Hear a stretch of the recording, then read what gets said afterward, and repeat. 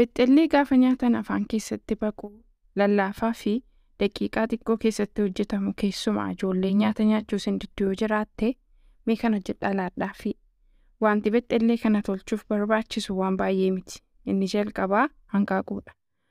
Hanqaaquu isa adii fi isa keelloo isaa addaan baasa. Isa booddee shukkaara, vaniilaa, beeking paawudarii, ashaboo xinnoo, zayitii fi aannan akka gaariitti waliin maka. Isa booda daakuu itti naqeen ammas waliin maka. Isa dhumaa bishaan hanqaaquu rukutuun waliin maka. Eelee kottii abidda giddu galeessaan banaa gaafa inni ho'u zayitii xinnoo akka inni ittiin qabanneef itti naqaa. Isa booddee xinnoodhaan hin bexxela. Dhumarratti goraa fi dammatti naquun dhiyeessa.